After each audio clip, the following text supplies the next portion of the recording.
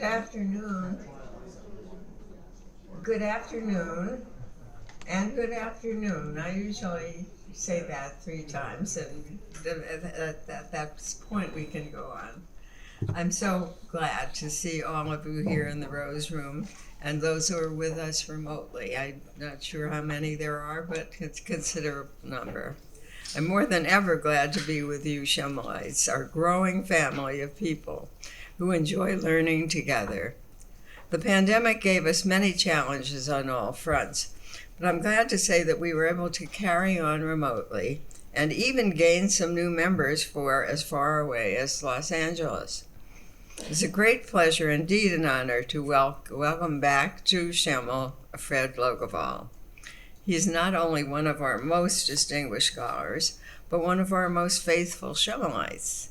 Fred is the Laurence Ph.D. Belfer Professor of International Affairs at Harvard University and recipient of the Pulitzer Prize for his book, Empress of War.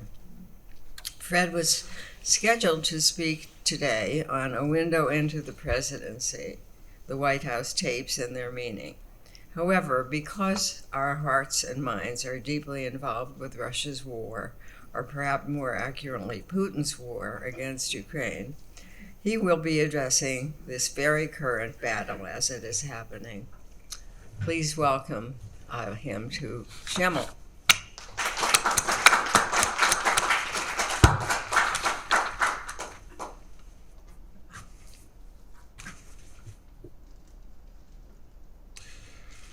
Well, it's, I think I am actually a very faithful Schemelite, if that's what we're called. And it's so good to be with you all today. And in person, can you believe this? We're in person. So it has been, I think, a couple of years since I was here last. And I'm delighted to be back. As Sandra indicated, I had intended, this will have to be the next talk, Sandra. I had intended to play some White House tapes from 3 administrations, Kennedy, Johnson, and Nixon. I'm writing at the moment a biography of JFK, and the second volume will feature the tapes. I may say something about the tapes briefly today to draw a connection between the Cuban Missile Crisis of October 1962 and where we are today. But we decided, as Sandra indicated, that it made sense to change at the 11th hour and talk instead about the current war. And so that's what I'm going to do.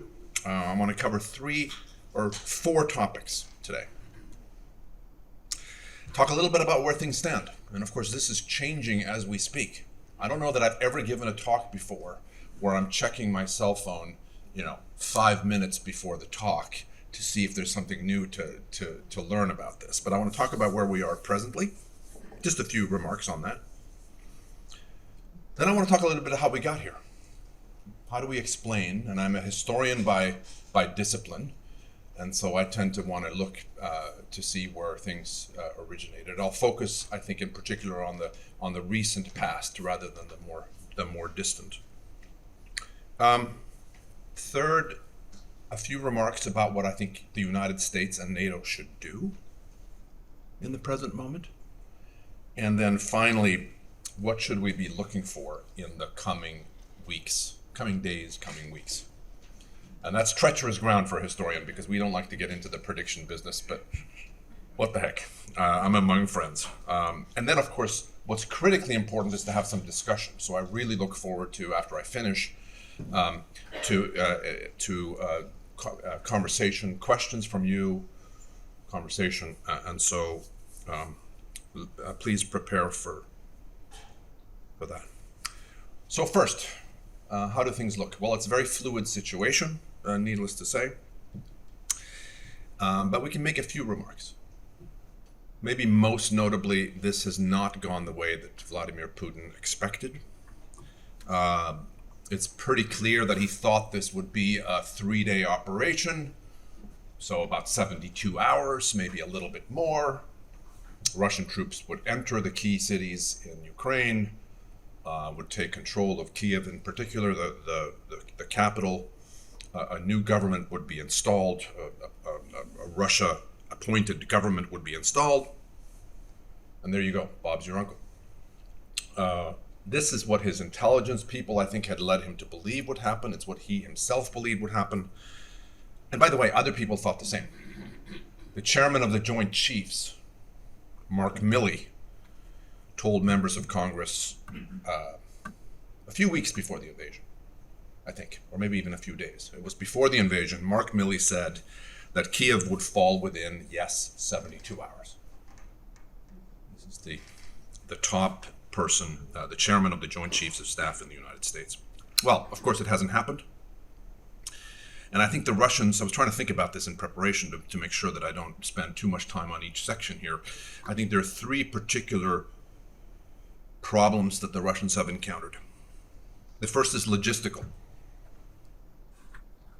Any army in the field must be able to get fuel, ammunition, food, electricity it must have if it needs it, heat, communications equipment. All these things matter to any military in the field. And they've had incredible struggles with the logistics. I think to a degree that puzzles certainly me, but also people who are more expert on these logistical dimensions than I am. There are even indications that some Russian troops have suffered frostbite over the last few weeks. And I think in particular, getting fuel forward has been hard for the Russians. You all remember that 40-mile snake, if you will, a kind of convoy that stalled with trucks and tanks, and it was just sitting there, and nobody could quite figure out what was happening. And it seems to me that a competent military would have developed the detailed plans to ensure that such a massive offensive force wouldn't just sit there highly exposed for days upon end. Second challenge I think that the Russians have faced is maybe less obvious, but I think quite serious. And that is, it appears that they've had to rely to a large extent on conscripts and reservists. In other words, not a professional military force. And we have at least anecdotal evidence that some of these Russian conscripts have basically said, what are we doing? Why are we here? They have not, in some cases, had a good sense of what they were doing. Some, in fact, apparently thought they were in Ukraine on a training mission after the invasion had begun. I think that says something pretty significant. And then the third misstep, and I'm sure there are more here, but I'll focus on three. The third one, it seems to me, is poor generalship on display. So the idea, I think, was to attack Ukraine from 6 different points, which was, I think, not a good idea, because what you do is you divide your forces too much. So it's an inherently flawed plan, it seems to me. Again, I think here the problem was the intelligence. They were told that this was going to be a cakewalk. They believed that Ukrainians would welcome them, if not with open arms and with flowers, at least would not stand in their way. So it was possible for that reason to have 6 axes of attack. So the intelligence here was a problem. And we keep getting reports, all of you know this, about the number of Russians that have been killed. A conservative estimate in the last few days is somewhere on the order of 7,000 to 8,000. Ukrainians claim that the number might be closer to 20,000. But even if we take that conservative figure, it's an astonishing figure in terms of the casualty and death rate. And when you think about the fact that the United States, in 20 years of fighting in Afghanistan, suffered about 2,000 troops killed in action. Here in 1 month, in 4 weeks, we have perhaps 10 times that figure. And again, even if we have 4 times that figure in 1 month, it's remarkable. And there's also the bleeding of treasure, not just the bleeding of, human lives. I mentioned the fuel situation. When you think about the fact that the Russians are on some days flying hundreds of sorties, that's an immense amount of fuel. Tremendous amount of fuel. It's also about spare parts, of course, for these aircraft. Spare parts that I suspect will be hard to come by because of the Western sanctions. A number of aircraft have been shot down. How much are they spending? People with better information than I have would be able to give us a better sense than I have, but I would venture to guess it's billions per day of dollars per day. And when you are a country that is going to struggle to get hard currency, that's going to be a problem. Putin may well run out of money before he runs out of popular support. And I think the worst may still be ahead for the Russians in terms of the war. Kyiv is a city, or was a city, of about 4 million people. And he's not close, as far as I can see, to subduing the capital. And I, at least in the short term, fail to see how this is going to get easier for him. Never mind other parts of the country. But in the capital, think about this, that the locals know every neighborhood, every corner, every block of the city. They're increasingly well armed by the West. And they're motivated to fight. Perhaps in many cases, women and children have been evacuated to Poland and other countries, but the men who have been left behind, and in some cases women who are fighting, are determined to put up as much of a struggle as they need to put up. Now, I should offer a caveat under this first section before I move on to the second section. Despite these setbacks, the Russians have the more formidable military, by far, as compared to the Ukrainians. And they are no doubt adapting as the battle unfolds, no doubt learning important lessons as it unfolds. And we may come to see the effects of that learning in the coming days. So I don't think anybody who supports the Ukrainians should be popping the champagne corks just yet. There's also the prospect of cyber attacks. This is something that the Russians have experience with. They're good at this stuff. They've held that technology, it seems, in reserve for the moment. Maybe to preserve certain capabilities should it escalate with the West. In other words, keep that particular weapon for that eventuality. The Biden administration has warned corporate America to be prepared for cyber attacks. So there's that piece also that we should acknowledge. But they do have sheer mass and scale, the Russians, on their side. And that's the point that I want to emphasize here. They have more reserves upon which they can draw. They have more troops. Putin could decide to pull more troops from more places. You certainly wouldn't be foolish, it seems to me, to bet on the Russians ultimately prevailing in military terms. That raises an important question, which we can discuss. What then? Let's remember, this is a country the size of Texas. This is no small piece of real estate. Ukraine's a big place. You've got about 43 million people. I would venture to say 99.9% of that 43 million is now deeply hostile to what the Russians are attempting to do. So even if he were to prevail militarily, he's got problems. And I don't detect any quit in the Ukrainians. And far from it. And I want to talk a little bit about Zelensky and his role in all of this, which is, I think, quite both important, needless to say, but also from a historian's perspective, pretty interesting. So let me turn to the second topic. We can talk more about where we are when we get to discussion. But let me just spend a few minutes on how we came to this point. And let me focus on the last 3 decades in particular. I think it's clear to begin with that Putin feels great resentment about how the Cold War ended. And in a sense for him, maybe it didn't end. The title of today's talk is A New Cold War. I'll come back to at the very end to whether I think this is a new Cold War.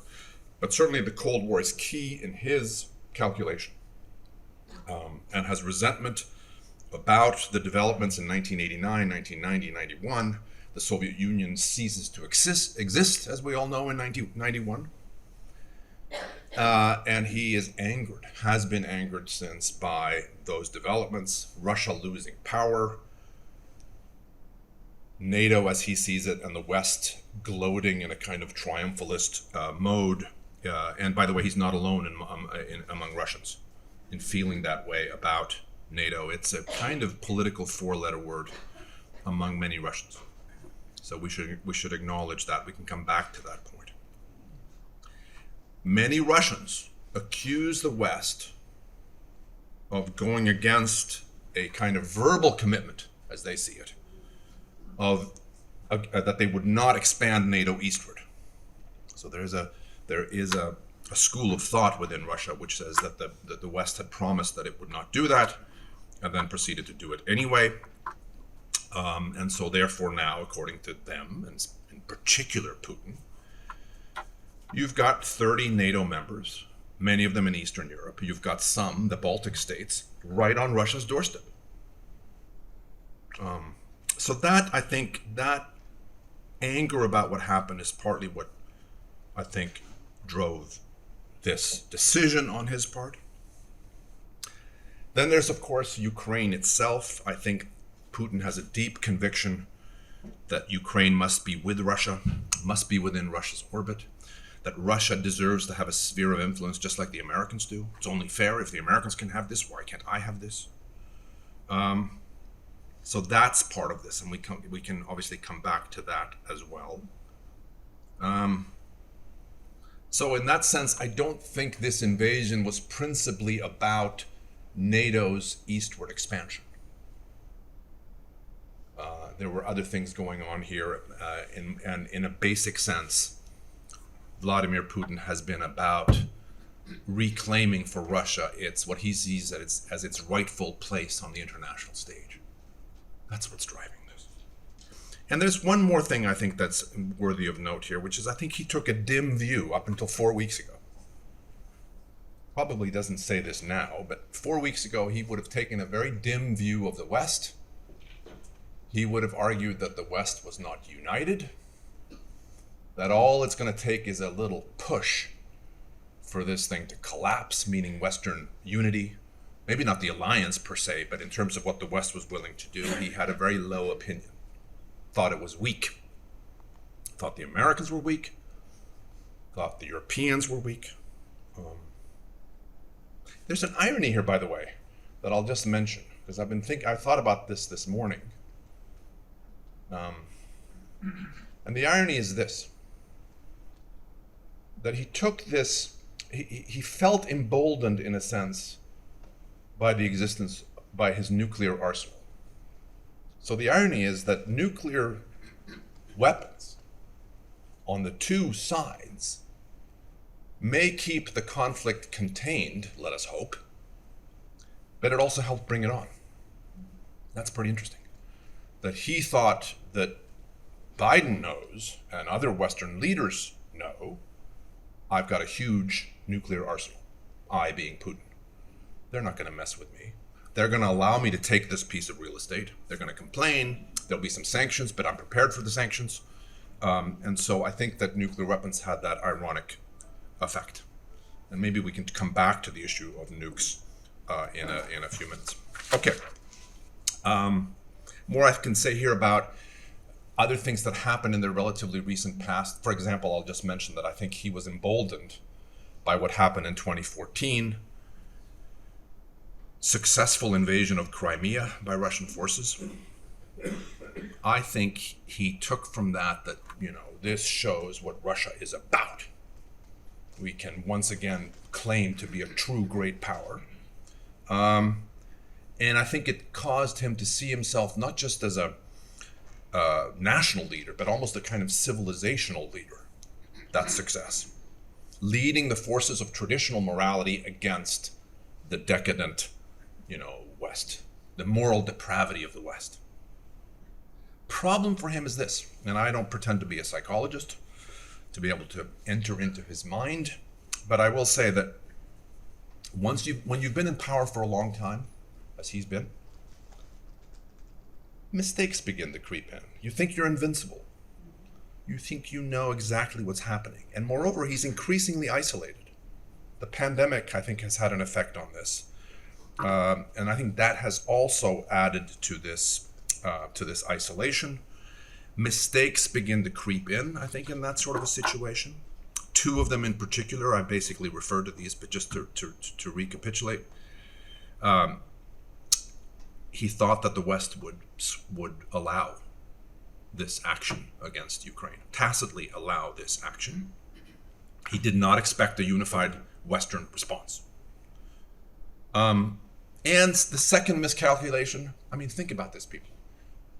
He thought that Ukrainian people, because Russia and Ukraine is really one nation, Ukrainians would be welcomed with flowers, or at least there wouldn't be any sort of overt opposition. An astonishing miscalculation. So let me pose this question to all of you, and I guess to myself, because I hope we can talk. We talked a little bit about this at dinner last night. Wonderful dinner at Sandra and Maury's house. The great man theory of history. Is this what we're seeing, a kind of vindication of that theory? That is to say that individual leaders in history drive change, not structural forces beyond their control. I've been thinking about this. This is a question, of course, that goes way back. It goes back to Herodotus and Thucydides, who disagreed basically on the importance of human agency versus structure. Herodotus was one of our first historians, it seems to me, who emphasized the importance of individuals. Thucydides was much more inclined to talk about structure, subterranean forces. Tolstoy in War and Peace addressed this question, maybe in more to the point in terms of the current conflict. And I'm reminded, I don't often quote Karl Marx in my talks, but Marx has a wonderful expression. You've all heard it. In fact, we could probably do this in unison, but I'll give it to you. Men make their own history, but they do not make it as they please. They do not make it under self-selected circumstances, but under circumstances existing already, given and transmitted from the past. What a sentence. Just in grammatical, in stylistic terms, it's an extraordinary sentence. But what he captures, Marx, which I think pertains to today's situation, is the agency of human beings, of leaders, while reminding us that even the most powerful individuals are constricted by time and space, by history, by conditions. Lots of examples that we could discuss. We talked briefly, I think, last night at dinner about Churchill in World War II. I often think about this. Churchill, so important to the British war effort, 1940. Giving the British a leader they didn't know they needed, but they did. Even Churchill found time and again, both in the European theater, in the Pacific theater, in terms of the British Empire, which he desperately wanted to retain, found that his power was limited. Stalin found the same in the Soviet Union in the Cold War. Lyndon Johnson in Vietnam, something I know something about, found this. Lots of examples of this in history. Are there deeper structural forces in play now in Ukraine? Yeah, no doubt. I haven't really talked about them today, and I won't in the interest of time. But I suggested that Putin is far from alone among Russians in taking umbrage at the West's actions in the 1990s and after that as well. He's far from alone in hating NATO and all that it stands for. There's a longer history here in terms of Russia and Ukraine that also matters. Still, I do think this war fundamentally happened because of the actions of one man, Vladimir Putin. So in that sense, it is a vindication of the great man theory. But I also want to mention the singular importance of another leader, which is Zelensky. Hasn't this been an amazing part of this whole thing? You know, sometimes I tell my students that we should consider what ifs, that we should consider counterfactuals. So let's suppose for a moment that Zelensky had left Ukraine when the first hostilities began. You'll remember that Ashraf Ghani, the leader of Afghanistan, left Kabul right in those final hours. I think Putin expected Zelensky to flee. What if he had done that? Where would we be? Well, we don't know. But I dare say we would be in a very different place. That Zelensky has galvanized his own people, given them a leader they didn't know they needed, perhaps. He's a Churchillian figure in that regard. He's also galvanized the West. One of the reasons for the unified, largely Western response, robust Western response, is because of this extraordinary figure who once played a president on TV, stand-up comedian and an actor, played a president and now is the president. Okay, we can come back to that discussion. Third topic. Just a few words on what should the US and NATO do. In my view, it's very important for the Western powers to resist intervening with military force. I think the risk of escalation, including perhaps the nuclear confrontation, would increase far too much.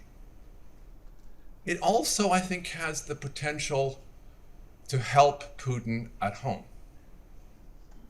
In other words, I think he's desperate enough, or he's becoming desperate enough, that he may want the West to intervene. Because what it allows him to do is to go to his own people and say, see, this just proves what I've been telling you about the evil West. It's a kind of gift to him, in other words. I think that many Russians would rally around the flag, even more so than they have to this point. I think it also would potentially help Putin within the Kremlin. Because even though it's clear he's making a lot of decisions mostly by himself, and that even senior subordinates don't have much say, he, like any dictator, still has to think about his domestic position. There's still a game going on always, in all political systems, in terms of maintaining power. And so there's that reason too why I think NATO intervention, quite beyond the possibility of escalation, would be unwise. So it seems to me that in many respects, most respects, President Biden, Western leaders in Europe, the NATO chief, Jens Stoltenberg, I think have handled this pretty well. And more I could say about that, but I think the emphasis has to be, in other words, still on robust sanctions. It has to be providing the Ukrainians with military support. The decision not to give fighter aircraft to the Ukrainians, I think, was the right call. It was a tough judgment call. But again, because of the risk of escalation, if one did that, I think it was the right call. Same with respect to the no-fly zone. Because that's going to bring US and Russian pilots in particular into direct contact. And that's really, really dangerous. Finally then, what can we expect, ladies and gentlemen, over the coming few weeks? Well, the strains in the Russian military effort, I think, are evident.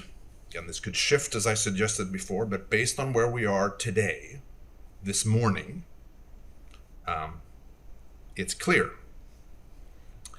that they are in trouble, in deep trouble, and that Putin has a right to be furious with his own intelligence agencies for some misleading assessments, but that in economic and military terms, Russia is in a really precarious position.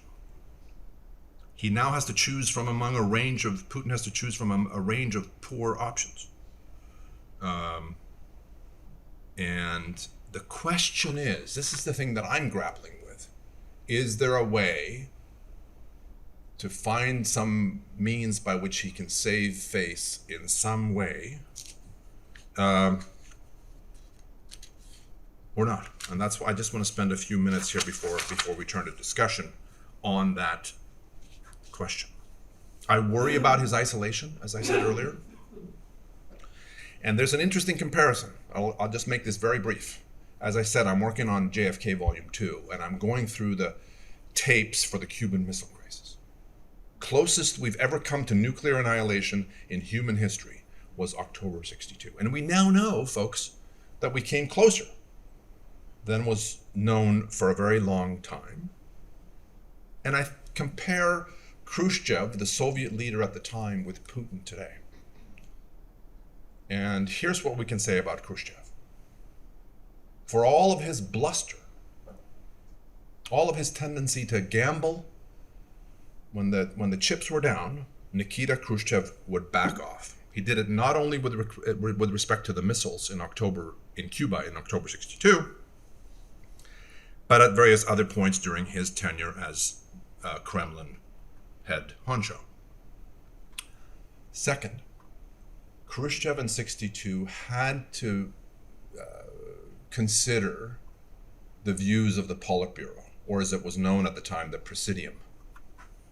He was the key policymaker, decision maker, but it was at least to some degree a kind of collective leadership in that he could consult with other members of the Politburo. Had to do so. And they, I think, helped him see the wisdom of not challenging Kennedy by standing firm with respect to the missiles, but in fact withdrawing them. He got a secret deal, and I may come back to that in a second, but that's key to understanding Khrushchev. And my worry is that Putin does not have the equivalent of that presidium, others within the leadership on which he can call. He did get the secret deal in October 1962, and so one of the questions in my mind is, how do we get today some kind of secret deal, or at least some kind of political settlement? And I think it's imperative that we do so. When you look every day, when you see the bombardment, the sheer destruction of towns and cities in Ukraine, whatever one's position is on this, it seems to me imperative that we get a ceasefire and then some kind of settlement. And I think both sides have an incentive to conclude this war. I do. Is it likely to happen? Not right away. But I do think the underperformance of the Russian military has prompted at least some moderation in Russia's demands. So maybe there's a glimmer of hope there if I'm reading this correctly. There's less talk now about Ukrainian demilitarization, basically taking away Ukrainian sovereignty. There's less talk now about regime change, and more talk about Ukrainian neutrality, a commitment by Ukraine not to join NATO. There's some talk about territorial gains for Russia, but that's a different thing. And of course, Zelensky must also be able to get something from these talks, and the West gets a vote because of the sanctions. So, what could, and I'm going to conclude here in just a minute, what could a settlement look like? Well, possibly it would have the following elements. Number one, Ukraine remains a sovereign state. Zelensky does not budge on that core demand. Putin would refuse in the first instance, I think, to agree to this, but I think it's critical. Second, in exchange, Ukraine would pledge never to join NATO. That's a tough one for many Ukrainian officials, including perhaps Zelensky himself, to swallow. And you can tell me in a moment if you think I'm, all wet and suggesting that that's a component of this. Third element maybe could be that Crimea is recognized as part of Russia. That too would be tough for Ukrainians to accept, but maybe they would. And then maybe as a fourth element, as I see it, you would have some kind of referendum in the Donbass to determine whether the population in that part of Ukraine would rather be with Russia or with Ukraine. Could a deal be had on these 4 points? I don't know. But I think it's imperative to think about what would work. The problem, of course, is Putin could be seen as being rewarded for his aggression. And of course, I take that point completely, that it then sets a precedent which is problematic. Yes, no question. So therefore, I think it's key that the Ukrainian government itself be at the forefront of any kind of deal that happens. It has to be from Ukrainians themselves. Another possibility, of course, is that there's some sort of partition of Ukraine. That Putin would get the southeastern part of the country, and then ethnic Russians maybe would gravitate to that part of it. And the rest of it would be Ukraine. It would be a sovereign state, as I said. Maybe that could happen. Other possibilities is that this becomes a long and grueling war that continues to kill thousands. And you see intensified bombing of civilian areas. I mean, it's a chilling prospect. I haven't talked about China's role in all of this. We can come back to this. Is there a way for China either to come to Putin's aid militarily or compel the Kremlin, compel Putin to come to the table? China's role here is the Chinese have taken a kind of hands-off approach, I think it's fair to say, which is in some ways surprising to me, but could that change? And then finally, the worst case scenario, of course, is that the Russians turn this around. He takes Ukraine and then he doesn't stop there. That he then sets his sights perhaps on the Baltic states, that he proceeds to try to reconstitute the Soviet Union in some fashion. NATO will be faced with some incredibly difficult decisions. And more than anybody else, Joe Biden would be faced with incredibly difficult decisions, should that happen. Okay, is this then, to summarize, to conclude, is this a new Cold War? In important respects, yes, I would say that it is. But it's not the same as the old Cold War. It doesn't have a lot of the attributes, the characteristics of the old Cold War, and I'd be happy to talk further about that if anybody's interested. But it seems to me that this is potentially more serious, more alarming, more dangerous than the Cold War was, at least for long stretches of the Cold War. If we again take out, for example, October 1962, the so-called 13 days, this is actually a more difficult situation. Putin is losing, and he knows it. Can he turn it around? I'm skeptical. I think the Russia that emerges from this when it's all over will be weaker. That Russia will never be as strong as it was the day before the invasion, at least in the near term. Of course, again, the historian in me is nervous, especially with the camera rolling, of making that observation.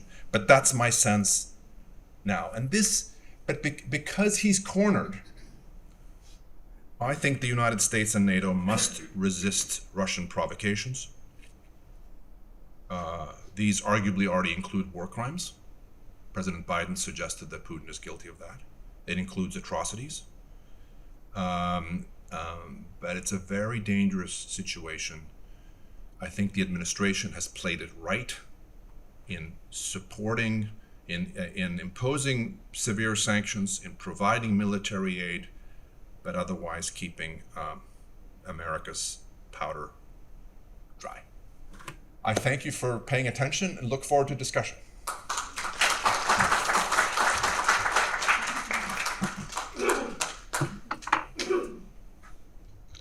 Just use the microphone so people at home can hear. You didn't mention the previous president, Trump. That guy, yes.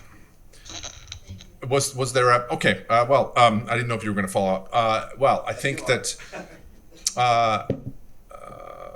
I think that the decision by, the series of decisions by the former president, by Donald Trump, to have good relations with Putin, cozy up to him, I think it's fair to say, to then, and he was, there was an attempted impeachment for the following, to basically coerce the Ukrainians into finding dirt, if you will, on Joe Biden, and in exchange, or until that happened, withhold needed military aid, is, I think, a serious indictment on the previous administration, whatever one's partisan position on this, or more generally. And of course, today, Russians are quick now to criticize the administration for what they see as a kind of feckless response. We should be doing much more. This is most Republicans. There's still a kind of fringe out there. I guess I should say out here, that is still wanting to take Putin's position. That is saying things about Zelensky as, you know, being a dictator, being evil or whatever.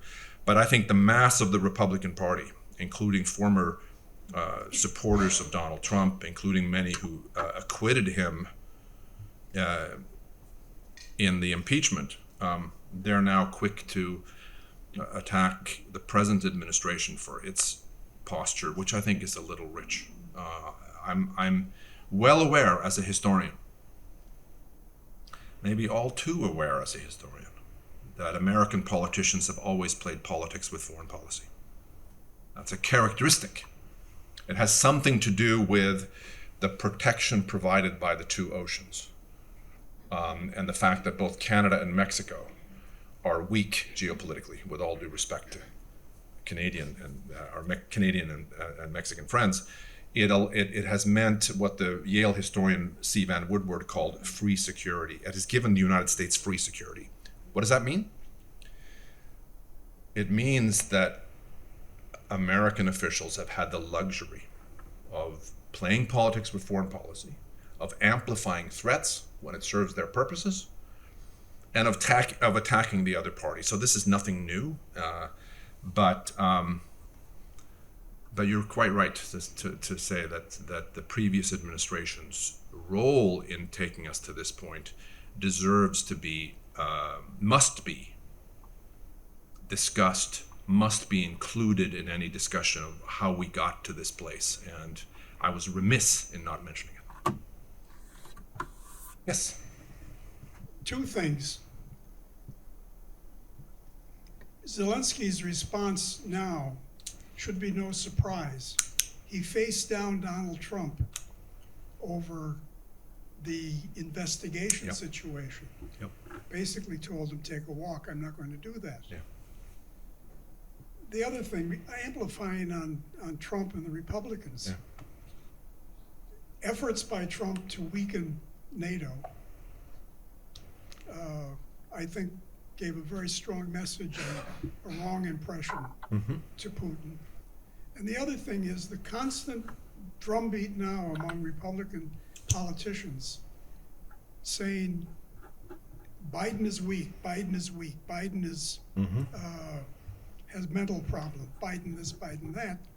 Again, Putin would never think that Joe Biden could stand up as he has and organize such incredible opposition among the free world. Yeah. And I think that, again, not to beat on the Republicans, but Yeah. I think they bear responsibility to a large extent for Putin's decision to move forward against Ukraine, because he was convinced that America wouldn't react as it has. I think that is so well said. The first point about Zelensky, key, as you say, that he faced down Trump in a really difficult moment. That should have told us something. And then your other points here about, and I think implicitly, at least, or maybe explicitly, you're suggesting, let's think about how Putin, who pays close attention to American political discourse, we know that. His associates pay close attention to American political discourse. So they see the constant effort by Trump to weaken NATO over many years. They question the importance of the alliance, suggest that maybe that the United States is going to withdraw from NATO. It's just feeding this sense, I think you're saying, that this is a weak organization, that the West doesn't know what it wants, it's not united. And then now, more recently, since January of last year, this drumbeat that the current occupant, Joe Biden, is weak and doesn't know what he's doing or what he wants to do. Not only has it had an effect, I think, on U.S. national security, but also on how Putin has viewed all of this. So I think it's a great intervention. Excellent point. Yes. To take it back a generation. A familiar face. Not good to see you. Yes. Carry on.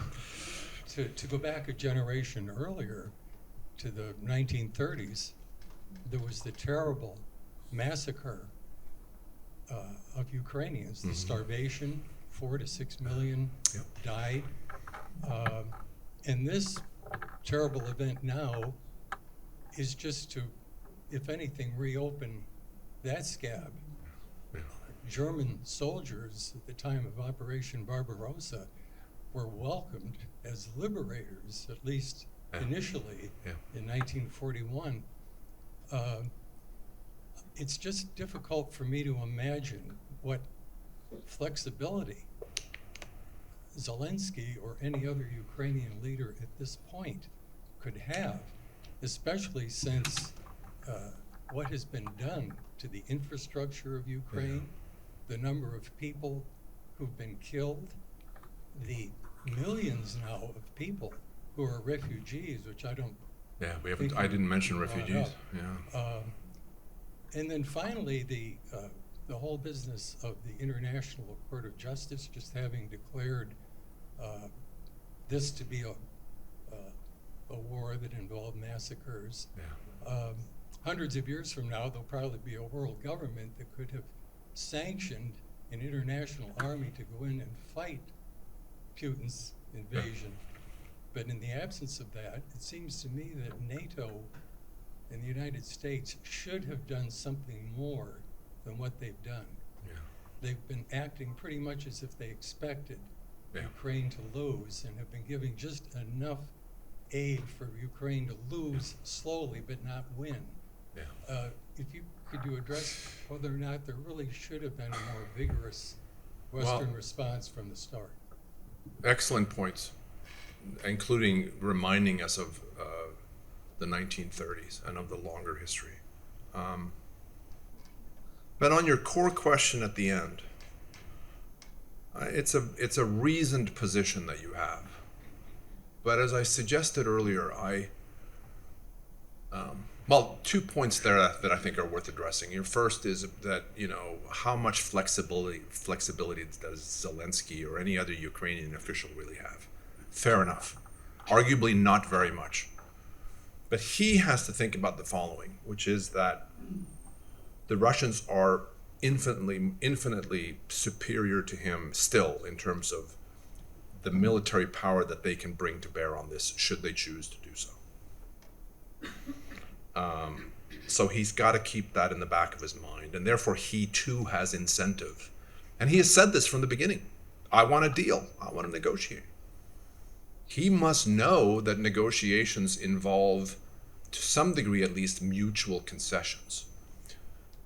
You can say, I'm only going to negotiate the terms of your surrender, but I don't think that's going to fly, and he knows that. So I think to a degree at least he will have that flexibility, I guess is my point. On your other question, it's a really powerful, it's a dilemma, isn't it? How do you provide serious support for the Ukrainians who deserve it while avoiding taking this into a direct military confrontation between nuclear powers? And I think that's the dilemma that NATO and the US have faced from the start. And maybe you're right that they've done just enough to show that they're serious, but not enough to really make a difference. But again, I think I guess I'm a little bit more sympathetic to the constraints under which they are operating and the concerns that they have that if they do X, Y, and Z, which they have not done, then you really have the prospect of something that is just unimaginably difficult. But you make a powerful point. Sandra. Rome was next. Oh. Sandra. Then we'll just pass it across the table. Yeah. Okay. Yeah. Hey, we mentioned the 1930s Yeah. and Czechoslovakia, 1938. 38, yes. And I do not see any way, in this way, if we're as a student of history, that if Ukraine is allowed to fall, even if it's allowed to fall into occupation, that the Baltic states won't be next, and then the hegemony westward of Soviet. Now, I don't think it will be successful, but I do believe at some point the provocation, a success in Ukraine is going to lead to an attempt to push NATO back, and that is going to be the war that we will fight then. Is it better to fight the war now, or is it better to give him a large Texas-sized piece of territory bordering on large numbers of NATO states? I have no answer to that, but I do think that Neville Chamberlain made one of the less great men of history, made a strategic error in 1938, and I would hate to see that repeated now. Yeah, the 38 analogy has been on my mind. And Munich, September of 38, is an important marker for us. I think if you pushed me, I would say that the analogy doesn't quite work for me in the sense that, I think I would rather confront the Russians on NATO ground. In other words, I would postpone that reckoning rather than say, Munich taught us that the West should have responded with force in 38, which is, by the way, a dubious suggestion. Arguably, the Western powers were not ready for war in 1938, and they were more ready in 39. So it's not clear in a sense that if you'd had war in 38, the outcome for the West ultimately would have been better. That's a point on which historians disagree.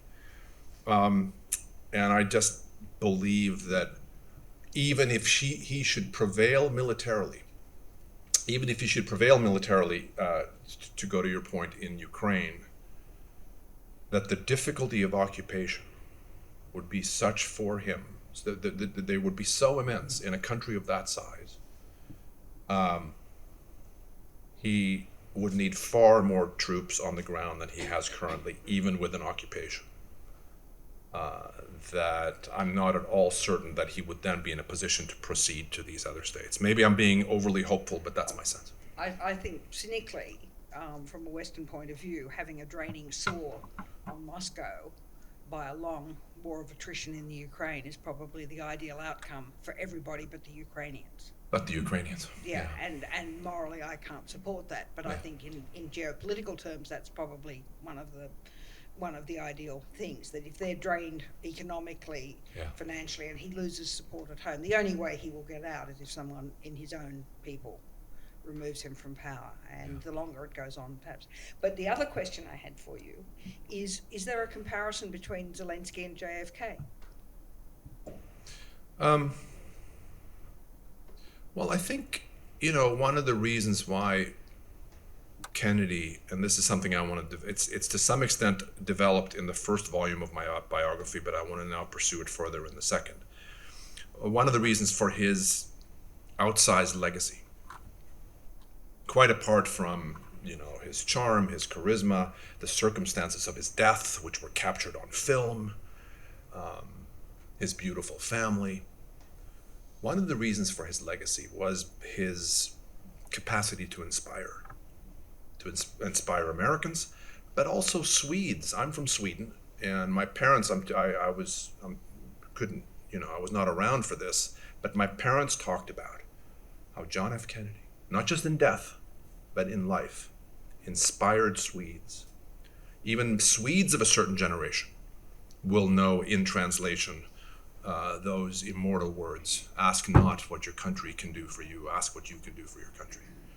And so in his speech making, and by the way, he wasn't that great a speaker at the start of his political career. He worked very hard at this, but in his speech making and in the words, I think he inspired a lot of people, including then to public service. How many people have I spoken to over the years who have said some version of the following? Fred, it was Kennedy's inaugural, and it was the Peace Corps, and it was his faith in democracy, for all of its flaws, that compelled me to pursue a career in public service. So I think, at least in one respect,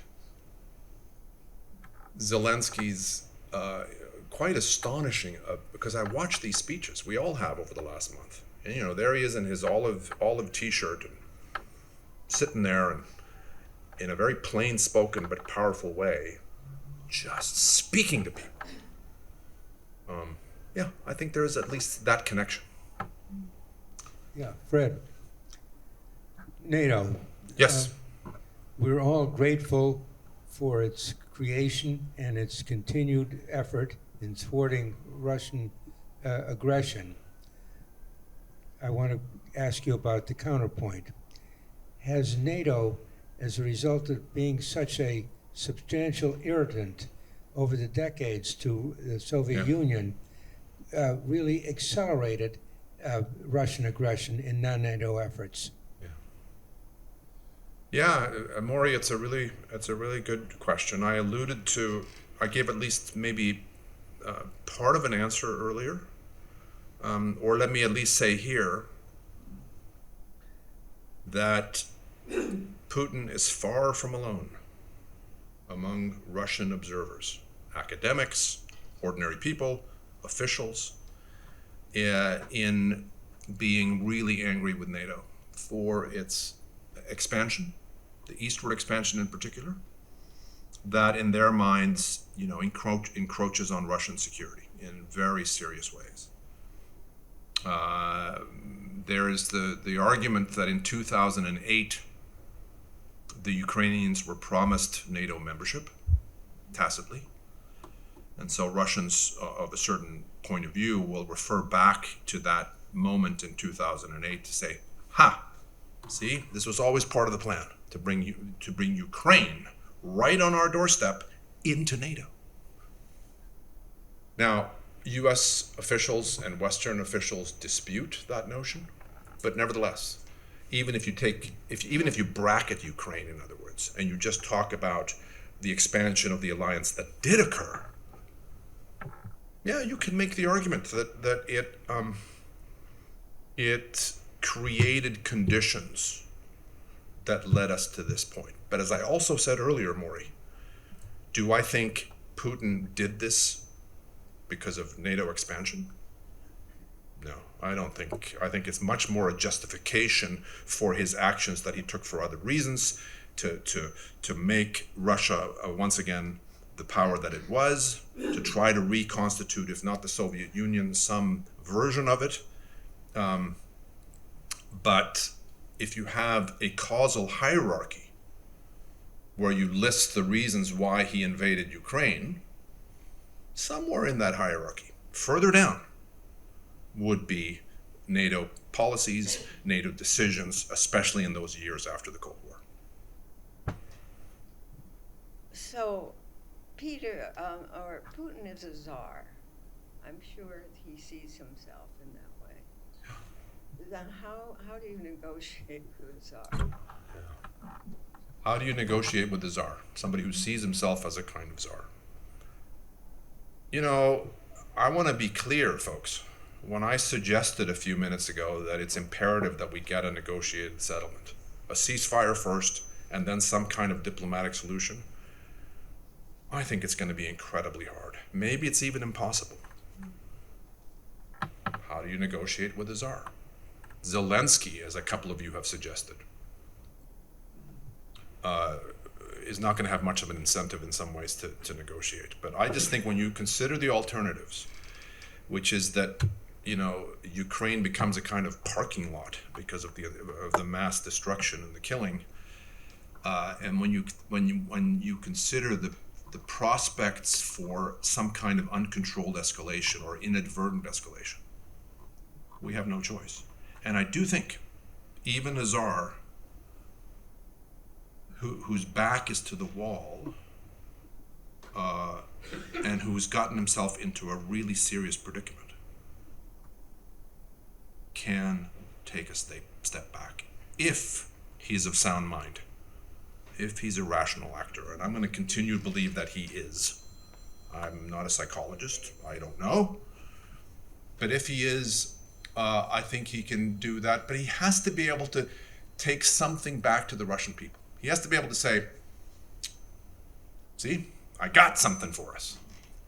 And so that's going to be the tough one. Is it enough for it to be a pledge by Ukraine never to join NATO?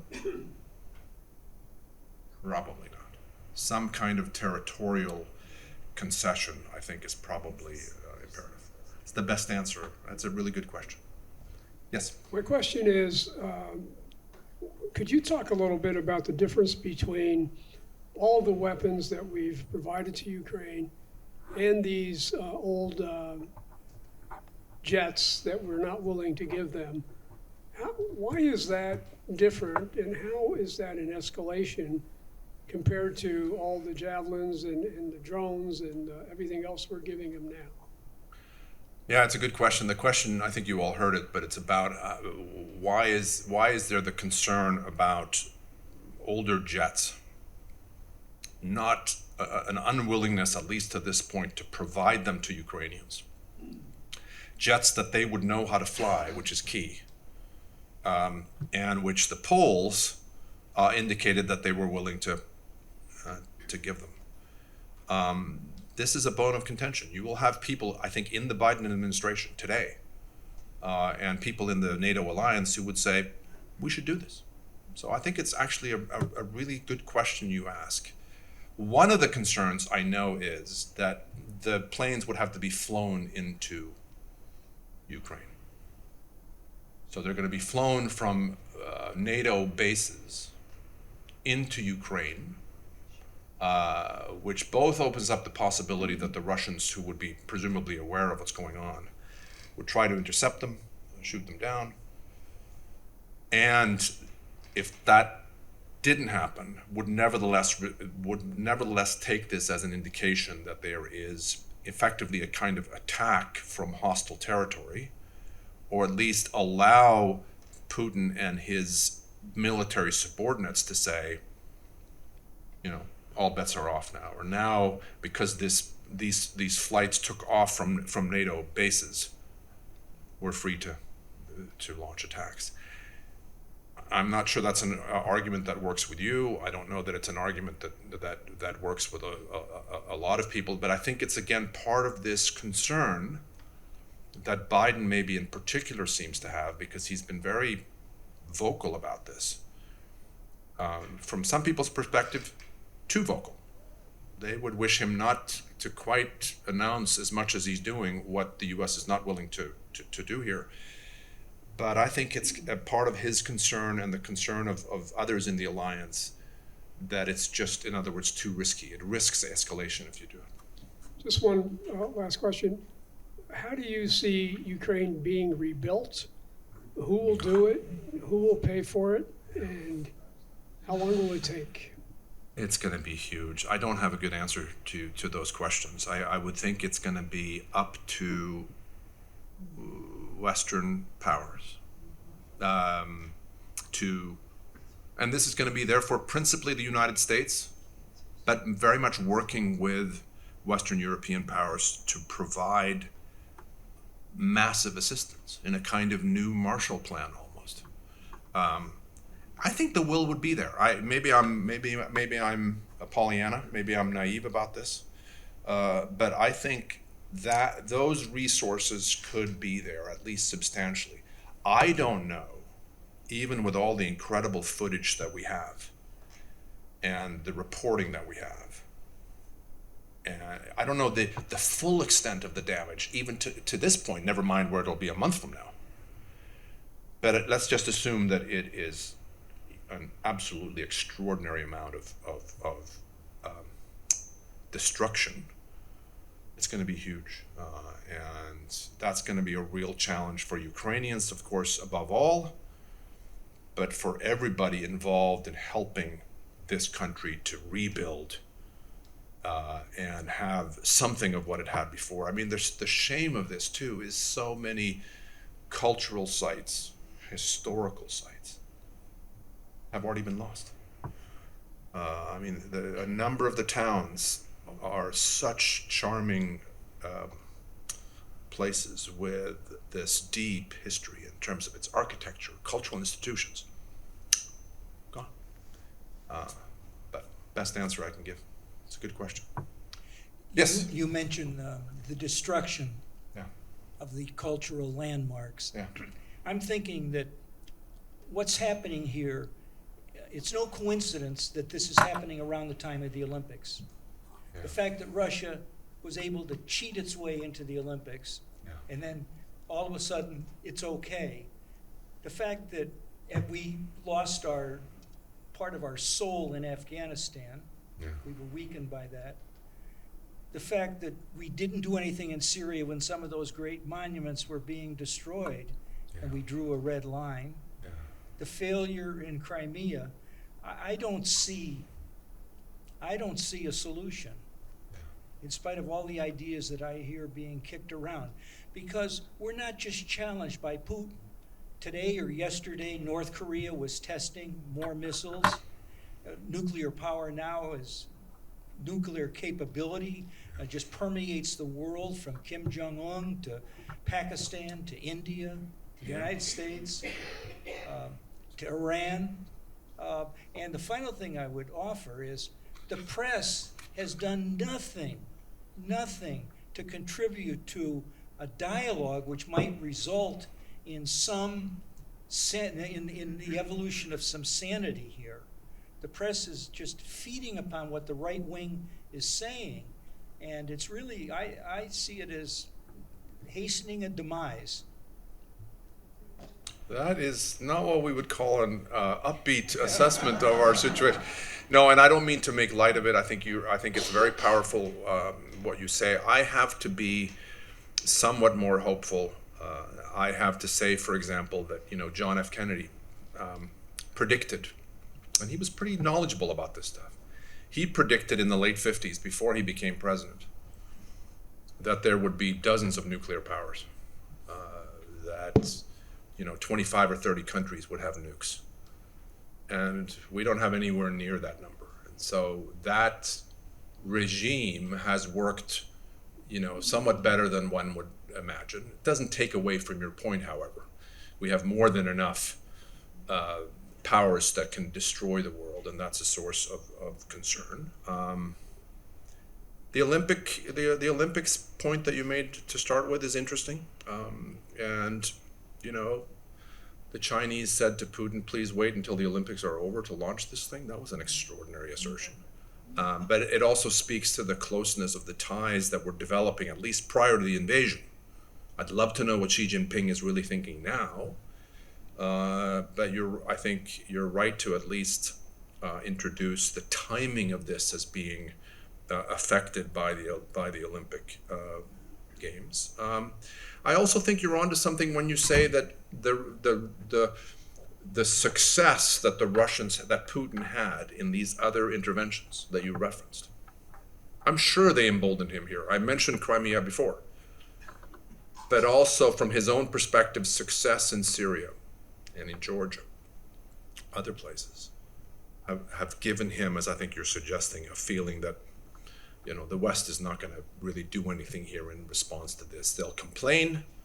Again, there'll be sanctions, but I'm prepared for those. I don't think he anticipated the response that he got. And so your gloomy take on all this may be justified, but I'm going to believe that ultimately I think he will fail. In important ways, he's already failed. He's already lost. But I have to think that we can find some kind of political settlement toward the end. If I don't believe that, then I don't know where that puts me in terms of my willingness to see some kind of light at the end of the tunnel. Yes. Oh, I'm sorry. Oh, right here. Yeah. Yeah, of course. Yes. I need to look to you, Allison. Yeah. If the worst case scenario played out for Ukraine, what do you think the next vulnerable countries would be after that? Well, Moldova is certainly, which is a small country, feels very vulnerable. The Baltic states have indicated that they would like for NATO to shore up, you know, their flank or that part of NATO's flank. So they feel that he could well have his eyes on them, would give him a land bridge to Kaliningrad, which, as you guys probably know, is a little outpost, a kind of Russian outpost. So there would be reasons for him to want to reclaim or claim for Russia one or more of the Baltic states. You know, it's interesting that my native Sweden, right, the Swedes, who I think up until a month or two ago would have said, no, we don't want to join NATO. What are you, crazy? We're neutrals. We've been neutral for centuries. Now, if not a majority of Swedes, at least a plurality of Swedes are very interested in joining NATO. And in Finland, it's even a higher percentage. So it's a little bit beyond your question, but I think that Scandinavian countries, not that far removed from Russia, certainly close to the Baltic states, are feeling vulnerable. But I would expect, if he has ambitions beyond Ukraine, which he probably does, at least, or did until this fiasco, it did until he got himself into so much trouble here, I think it would probably be, maybe in particular, the Baltic states. Now, there you go. So, what I haven't heard anyone mention the Russian oligarchs. Yes, I have not mentioned them. It's interesting to hear, you know, that they've added to a number of names this morning to the list of those who are that sanctions are to be held against, so to speak, which are really nothing. The top 3 Russian oligarchs have purchased millions of dollars worth of art and other items within the United States within the last 10 days.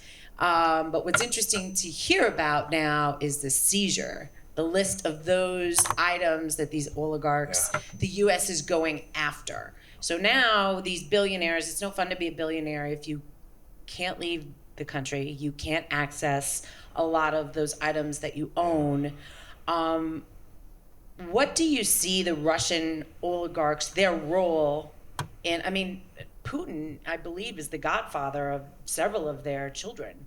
You know, what do you see their role with Putin being, you know, now that their livelihood, their, you know, everything, the power that they've established is all being challenged, taken away. Their wealth has been significantly diminished. I mean, how do you see What do you Yeah. see their role at this point Yeah. in pressing upon or pushing the hand of Putin? Well, yeah, you and I'm sure we both know what it's like to lose access to the billions of dollars that we both. So this we speak from personal experience here. How, you know, I think you make an excellent point that a lot of the oligarchs have, if they haven't anticipated this moment, they've certainly on some level prepared for this, and Western leaders, I think, have spent the last, not just the last month, but probably the last 2 or 3 months, preparing, thinking about how can we actually get at these people? How can we get at their assets? How can we not just freeze, but perhaps seize? I think that's been a consuming concern among a lot of people. I mean, the lights have been on 24/7 in Washington, you know, for months now around this broad issue. And people who know much more about this basic topic than I do could speak with authority on this. I do believe that there's a feeling on the part of strategists in the United States and in NATO that this is a way to get at this, that the people who are the biggest threat ultimately to Putin and to Putinism are not his subordinates, many of whom themselves are probably oligarchs of a certain kind, but it's some of the other really wealthy Russians who have backed him, who continue to give him massive support, who owe their wealth in large part to him, and could be key in terms of any effort perhaps to ultimately topple him from power. And so this announcement today, and of course this is all happening even as we speak, but the determination that the lower house, members of the lower house in Russia, were now going to start suffering these sanctions. That's really interesting. And then, as you also point out, including in the United States and elsewhere. But it's a really tricky thing because, as you pointed out, many of them have spent a long time diversifying and protecting their assets in ways that I think are really hard to get at. But again, somebody who knows much more about this than I do would have to be sort of giving the nuanced answer to that question. Do you see any role at all, a useful role that the United Nations could play in this? After all, that was presumably the purpose for which it was founded. Yeah. And can it rise to the challenge of playing a role? And if not, why not? In the immediate term, I would say probably not. I mean, let's remember that the UN has, in my view, been a very important organization since it started.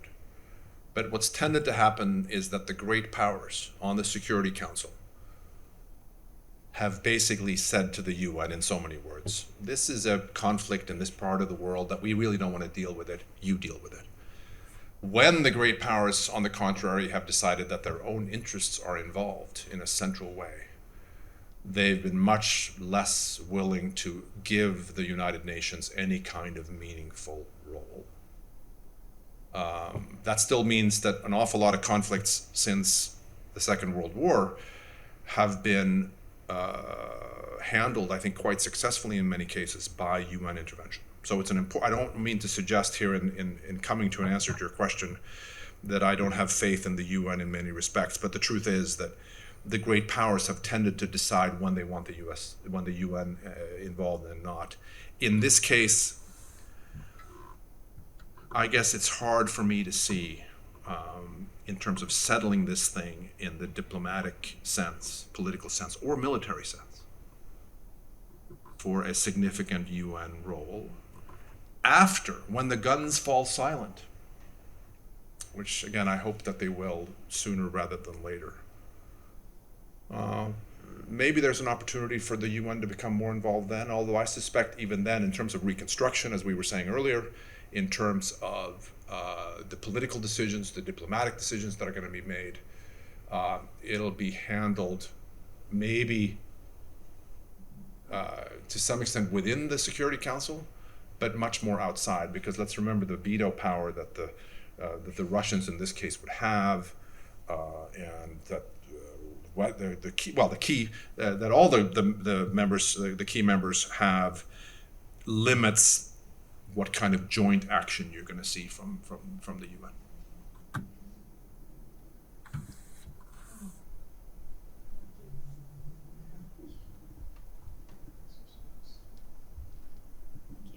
I'm just wondering what the process would have to be if, hopefully, somebody could topple Putin.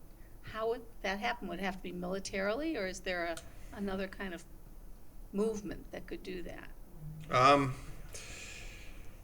I mean, I think it could happen in various ways. There could be an internal kind of coup. In other words, elements within the Kremlin would take action, perhaps with military support.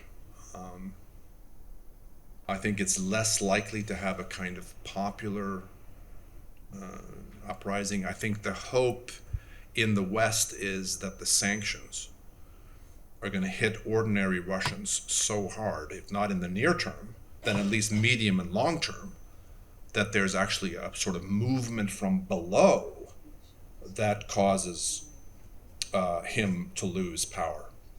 That's a little harder for me to see.